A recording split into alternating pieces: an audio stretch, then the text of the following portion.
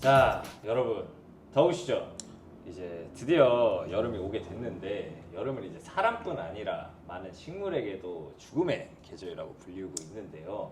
저희가 오늘은 이제 그 여름을 어떻게 식물들 기준에서 안전하게 날 수 있는지에 대해서 얘기를 해보려고 해요. 오늘 저희가 또 하나의 꿀팁을 방출을 할 건데 어떤 주제죠? 오늘은 통풍입니다. 여러분들이 집에서 잘만 하면은 무료로 잘 할 수 있는 방법인데요. 네, 그 유튜브나 많은 영상들 찾아보시면 통풍이 정말 중요하다. 저도 여러 번 거듭 말한 적이 있거든요. 그런데 아직까지 이 통풍이 구체적으로 어떤 원리로 필요한지, 몇 %까지의 효과가 있는지 알려주는 영상은 없는 것 같아가지고 이번에 저희가 준비해봤죠. 자, 그러면은 바로 본론으로 들어가 보자면 일단 여름에 왜 식물이 힘들어 하는지에 대해서 얘기를 해봐야 될 것 같아요. 특히 윤철 씨, 네. 사람의 입장에서 여름에 항상 힘들어 하시잖아요. 네, 맞습니다. 도대체 왜 힘드신 거예요? 저는 지금 실제로 땀을 내고 있어요. 이게 어쨌든 저도 제 몸이 살라고 이제 땀을 내가지고 제 열을 식혀주려고 하는 건데, 식물도 근데 똑같이 이게 살라고 뭔가 활동을 하지 않을까요? 그쵸. 사람처럼, 철희 씨처럼 식물도 생명체거든요. 생명체는 똑같이 누구나 신진대사를 하잖아요. 그런데 여름철이 되면 고온, 온도가 너무 높아지는 바람에 우리가 신진대사 하는 과정에서 이 뭔가 소모량이 많아져요. 이 에너지 소모량이 많아지는 건데, 철희 씨도 막 너무 더울 때 쓰러져 보인 적이 있어요, 혹시? 아, 쓰러지진 않고 대신에 네. 저는 땀이 진짜 비 오듯이 납니다. 아, 땀이 비 오듯이 나고 뭔가 그래도 기력이 없어지지 않아요, 아, 여름철에. 맞습니다. 그래가지고 네. 엄마가 맨날 삼계탕 해주고 막 그래요. 삼계탕을 왜 먹냐? 에너지원을 계속 공급받기 위해서. 여름철에는 우리가 이 체온 조절한다고 계속 이 에너지가 쓰이잖아요. 식물도 똑같아요. 이 식물도 고온 환경에서 살아남기 위해서 막 에너지를 쓰다 보니까 이 정상적인 신진대사를 하기 위한 이 에너지가 부족해지는 경향성이 있거든요. 그러면은 에너지의 부족으로 인해서 식물이 여름에 힘들어 한다는 알겠는데, 네. 그럼 과연 이거랑 통풍이랑은 무슨 관계가 있는 건가요? 통풍이 안 되면 식물이 밥을 못 먹게 돼요. 밥을 못 먹어요? 네. 근데 애들한테 그냥 물만 주면 되는 거 아니었나요? 지난 영상에서 제가 말씀드렸었잖아요. 이 식물이 이 신진대사를 어떻게 하는지 광합성을 통해서 탄수화물을 만들어낸다고 했죠. 그리고 탄수화물이 바로 이 식물의 에너지원이다. 기억나시나요 혹시? 아, 네네. 기억납니다. 이 광합성을 통해서 이 탄수화물, 즉 에너지원을 만들어낼 때 과정이 어떻게 되느냐. 이산화탄소와 물을 가지고 탄수화물을 만들어낸다. 추가적으로 태양 에너지가 있어야만 이 탄수화물이 될 수 있다라고 알고 계시죠? 이게 광합성의 원리 아닌가요? 그렇죠. 이게 바로 광합성인데요. 오늘은 근데 이 광합성에서 한 단계 전으로 돌아가가지고 광합성에 필요한 재료들에 대해서도 저희가 말씀을 드릴 텐데요. 바로 이 물과 이산화탄소입니다. 이때 이 물은 우리가 얼마든지 공급해 줄 수 있는 거잖아요. 그런데 이 이산화탄소는 공기 중으로만 흡수를 할 수 있기 때문에 공기 중에 있는 이산화탄소를 어떻게 해주느냐가 통풍에 대한 핵심이겠죠. 이 식물 기공을 좀 확대해서 생각을 해보면 멈춰있는 공기의 층이 만들어집니다. 이 층을 놔두게 되면은 이 식물은 계속 이 기공을 통해서 호흡을 하겠죠. 이산화탄소를 빨아먹고 산소를 내놔요. 근데 공기층으로 덮여 있어요. 이 이산화탄소를 기공에서 빨아들여야만 이 광합성을 할 수가 있는데, 근데 만약 이 공기가 고정되어 있는 상황이라면 더 이상 이 먹을 게 없어지는 거예요. 이렇게 되면 아무리 이 빛이 들어오더라도 광합성을 할 재료인 이 이산화탄소가 없게 되는 겁니다. 한마디로 굶어 죽는 거예요. 그래서 이때 꼭 이 공기를 순환시켜 가지고 기공 속으로 이 먹을 수 있는 이산화탄소를 강제로 밀어주는 게 도움이 된다라고 생각할 수 있는 거예요. 네, 이제 통풍이 중요한 건 저희도 알겠는데 사실 일상적인 상황에서도 공기는 계속 흐르고 있기 때문에 굳이 저희가 이렇게 인위적으로 통풍을 해줘야 되는지에 대해서도 궁금증이 드는데요. 그러니까요. 이게 도대체 얼마나 몇 배나 효과가 있나요? 여러분이 뭐 틀린 말을 한 건 아니지만 이 일상생활에서 만약에 우리가 따로 통풍을 시켜주기 위해서 창문을 열어준다거나 인위적인 공기 흐름을 강제로 만들어주는 상황이 아니고 그냥 두는 상황이라면 이 공기 흐름이 유의미하게 발생할 수가 없다. 강제로 이 공기 순환을 시켜주지 않게 되면은 계속 이 산소에 둘러싸인 그런 숨막힌 상태로 이제 식물이 살아가게 되는 거예요. 그러면은 통풍을 해주면은 혹시 수치상으로 한번 나타내 줄 수 있나요? 몇 배 정도의 효과가 있는지? 제가 그거를 너무 궁금해가지고 챗GPT를 통해서 계산을 해봤거든요. 일상생활에 적용할 수 있을 만한 이 조건들을 입력을 해가지고 계산 플로우를 제가 딱 따라가면서 계산을 같이 해봤어요. 식물에게 통풍을 시켜줬을 때 2배까지 나요. 와. 이 식물 건강에 2배 유의미하게 차이가 난다. 형님 근데 여름에는 제가 너무 더워서 창문을 도저히 못 열겠는데 그러면은 통풍을 어떻게 해야 될까요? 여름에는 너무 더워가지고 창문 열기가 좀 불편하긴 하죠. 대신에 철이 씨 집에 혹시 선풍기 있나요? 아 그럼요, 선풍기는 있죠. 네, 선풍기는 허니 씨 집에도 있죠.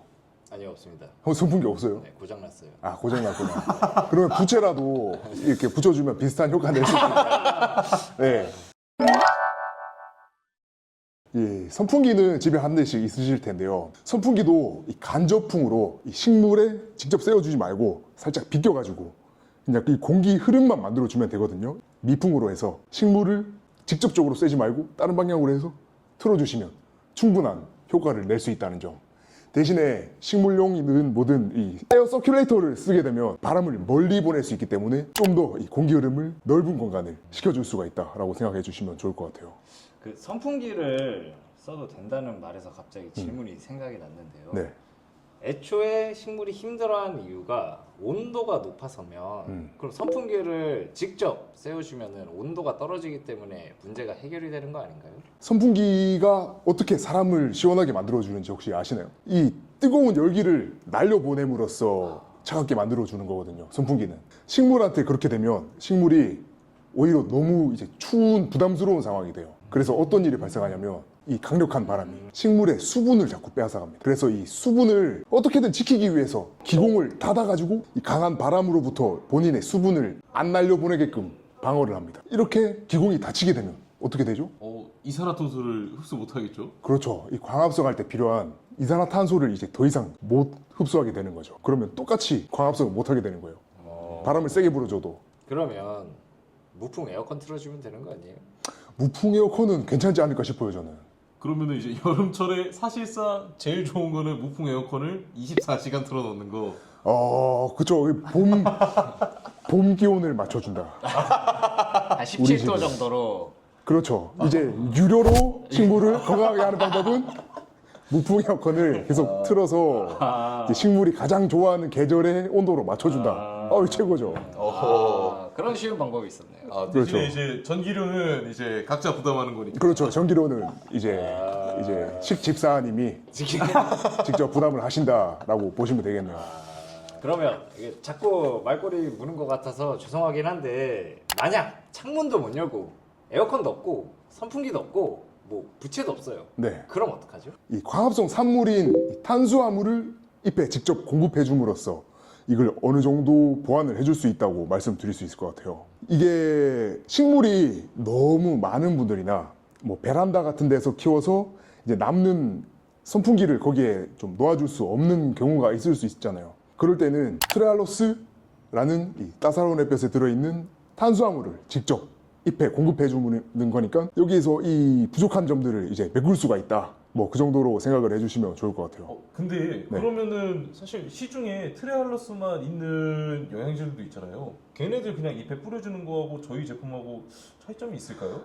거기에 이게 정말 중요한 질문을 해주셨어요, 철희 씨. 저희 제품에 들어있는 이 트레알로스가 이 탄수화물 역할을 한다고 다들 알고 계실 거예요. 근데 단순히 이 탄수화물을 잎에 뿌려준다고 해서 그대로 이 식물이 이 에너지원으로 잘 흡수를 할 수 있나요? 답을 먼저 말씀드리면 아닙니다. 그렇게 탄수화물 공급하는 게 쉬우면은 저희 아버지가 그만큼 고생을 하시지도 않았겠죠. 그 아버지가 예전에 이 테스트를 여러 번 정말 많이 해보셨을 거 아니에요. 연구하시면서 이 트레알로스를 가장 잘 흡수할 수 있는 매개체로 이제 선택받은 게 관솔 농축액인 거고, 관솔 농축액은 이 트레알로스를 잘 침투하기 위해서 이 개발된 이 용액이라는 거. 특히 이 관솔 농축액은 지금 우리밖에 쓸 수 없는 재료죠. 그렇죠.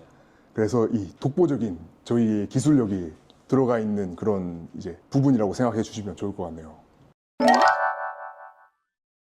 오늘은 저희가 이렇게 대표님과 함께 여름철에 식물을 죽이지 않는 방법, 그 방법 중에서도 모두가 대부분이 무료로 할 수 있는 통풍 효과에 대해서 알아봤는데요. 오늘 강의에서 저희가 이제 얻어가야 될 거는 이제 이산화탄소와 물이 광합성을 통해서 탄수화물이 된다. 이거는 저희 추후 강의 영상에서도 지속적으로 언급이 될 부분이니까 꼭 기억해 주시면 좋겠고, 이제 다음 저희가 또 강의 영상이 준비가 되어 있는데요. 어떤 영상이 준비되어 있죠? 다음 영상은 이 여름철에 제라늄 물음병으로 많이들 보내시잖아요. 그래서 여름철 비료를 줘도 되는지, 그리고 그 비료와 이 물음병 같은 이 병해와의 상관관계에 대해서 제가 구체적으로 그리고 쉽게 재밌게 말씀드릴 수 있는 시간으로 돌아오도록 하겠습니다. 철희 씨, 이제 저희 강의를 계속 듣고 팔로우업을 하려면 뭘 해야 되죠? 네. 다음 탄도 매우 궁금하실 텐데요. 진짜 중요한 얘기예요. 저희는 뭐 내부적으로 살짝 듣긴 했는데 네, 대단한 얘기가 준비되어 있으니 구독과 좋아요 꼭 부탁드리겠습니다. 네, 앞으로도 저희가 이런 유익하고 재밌는 강의 많이 들고 올 테니까 또 많은 사랑 부탁드리며 궁금한 점은 언제나 편하게 댓글로 부탁드리겠습니다. 그럼 그럼요. 오늘은 여기까지 하고 다음에 또 만나요. 안녕. 무엇일까요? 무엇이죠? 왜 안 알려주세요?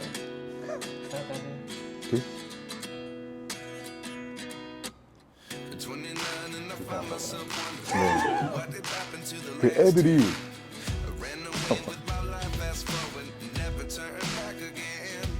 밥이요? 이건 뭐였죠?